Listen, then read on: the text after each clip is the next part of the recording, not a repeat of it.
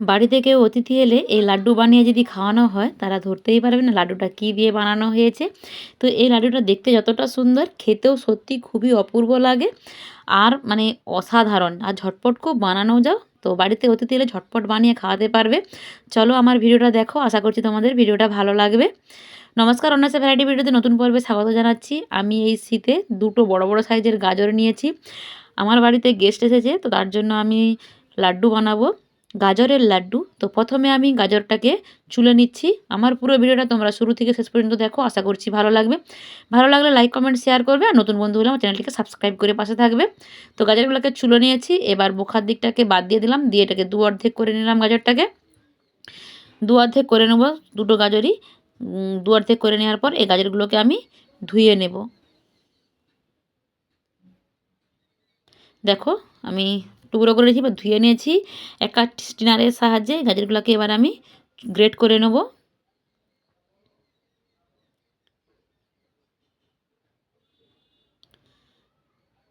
দেখো পুরো গাজরটাই আমি গ্রেট করে নিয়েছি। তোমরা দেখো, তোমরা চাইলে কম বেশি পরিমাণ নিতেই পারো। আর এরকম গাজরটাকে গ্রেট করে নিতে হবে। আর তোমরা যে কোনো কিছু সাহায্যে গ্রেট করতে পারো, চপারের সাহায্যও করতে পারো। তারপর আমি একটা গ্যাসে কড়াই বসিয়ে দিয়েছি, কড়াই বসিয়ে দিয়ে গ্রেট করা গাজরটা দিয়ে দিয়েছি। পরে আমি একটা অরেঞ্জ কালারের মানে গাজরও অ্যাড করেছি, কারণ কম মনে হচ্ছিলো বলে। তো তারপর আমি ঢাকনা দিয়ে ঢেকে রাখলাম। দেখো সেদ্ধ হয়ে গেছে। এবার আমি মানে পরিমাণ মতো চিনি দিয়ে দিলাম আর একটা 10 টাকার গুঁড়ো দুধের প্যাকেট দিয়ে দিলাম এর মধ্যে,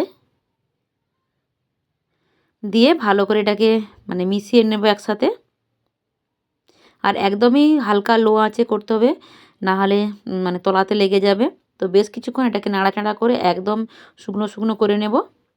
তো আমার একেবারে শুকনো শুকনো হয়ে গেছে, দেখো কালারটাও চেঞ্জ হয়ে গেছে। আর বেশি নাড়াচাড়া করব না, এটাকে এবার আমি নামিয়ে নেব। দেখো একেবারে জলটা শুকিয়ে গেছে না, শুকনো শুকনো হয়ে গেছে।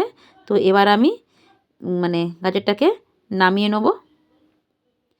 তো সুন্দরভাবে হয়ে যাওয়ার পর আমি এটাকে নামিয়ে নিচ্ছি একটা পাত্রে। নামিয়ে নিয়ে এটাকে আমি ঠান্ডা করে নেব।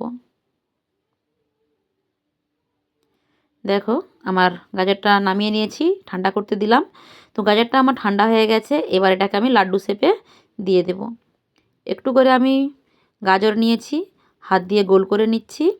গোল করে নিয়ে এটাকে আমি লাড্ডু শেপ দিয়ে দিচ্ছি। দেখো লাড্ডু শেপ দিয়ে দিলাম।